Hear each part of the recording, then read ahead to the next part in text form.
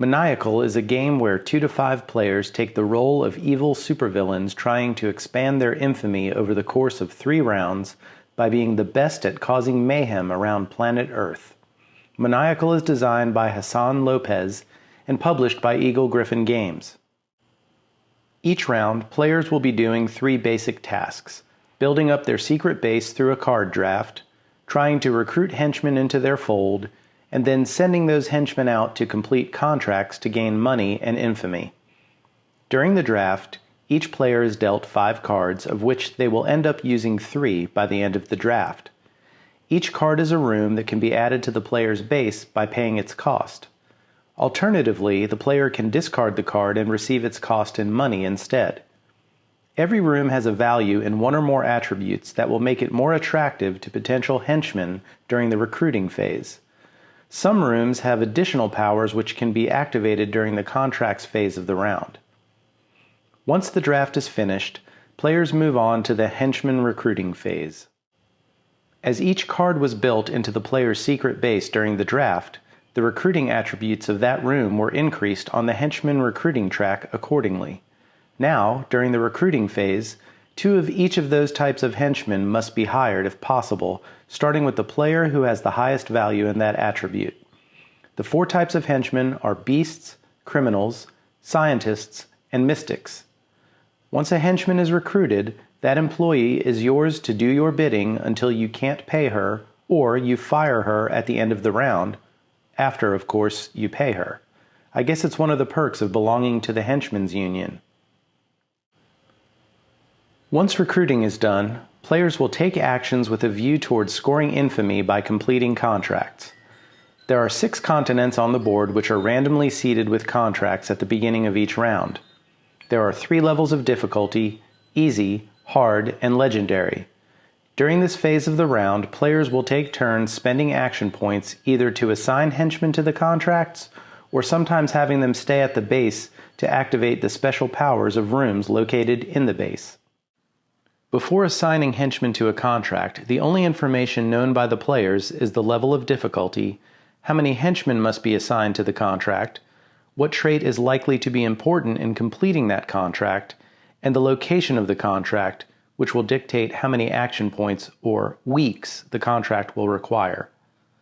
Once a player commits henchmen to a contract, but before the actual task is revealed, other players will have an opportunity to play a scheme card which provides take-that elements like raising the contract's difficulty, injuring henchmen, and stealing loot if the contract is successful.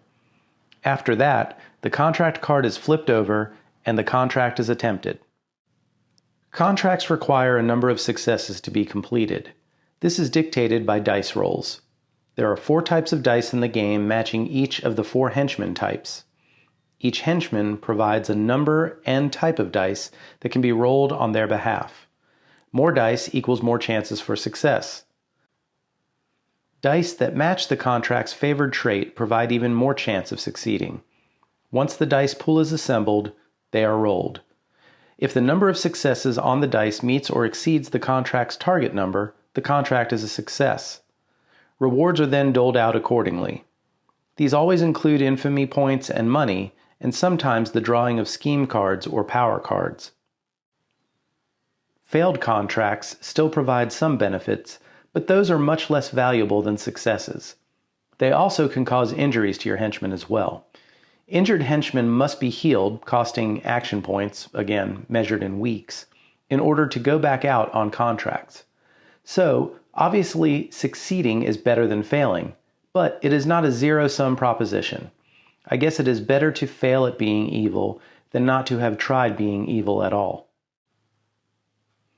As mentioned earlier, scheme cards can be used as a take-that mechanism, but they also have positive effects if played during the owner's turn.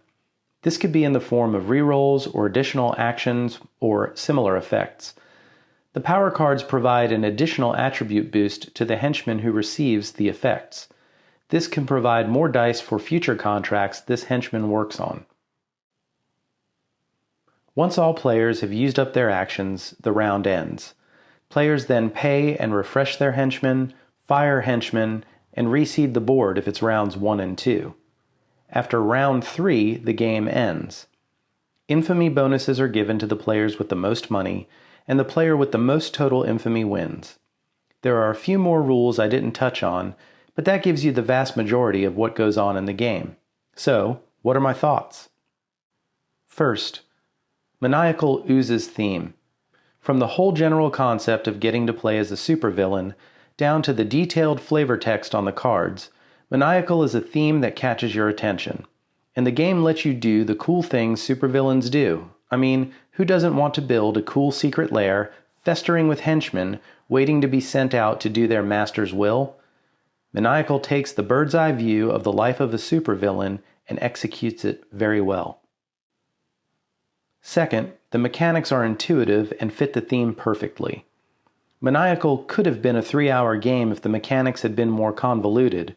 Instead, designer Hassan Lopez chose to let the mechanics serve the overall thematic arc as opposed to bogging it down with the unnecessary. For instance, there are 3 main mechanisms for each round. A simple card draft to build the lair, a sort of auction mechanic for recruiting henchmen, and then dice chucking to see if you can successfully complete a contract. These mechanics are simple enough taken individually, but by keeping them less involved than they could have been, it ends up streamlining the game almost perfectly to provide the most fun without overcomplicating it. I was satisfied with the level of complexity when the game was over and can see that it would have been less so if there was any more stuff to do during the game. Again, the mechanics seem to be chosen to serve the whole experience and not just for their own sake. Now let's touch on player interaction, randomness, and take that elements. Maniacal is unapologetically designed with luck woven throughout. Some people might be disappointed with that, but again, it serves the theme perfectly here. Almost every supervillain in the history of supervillains has developed the most perfect dastardly plan, only to have it foiled by unlikely circumstances and do-gooders. Maniacal's luck factor reflects this perfectly. We had people roll handfuls of dice, needing to get only 4 or 5 successes, and fail miserably with blanks. While this is inevitably frustrating, it is also exciting and full of tension. There are ways to mitigate this, of course, through buildings, abilities, and positive effects of some scheme cards, but at the end of the day, bad luck will likely sink your chances of winning. And that's okay.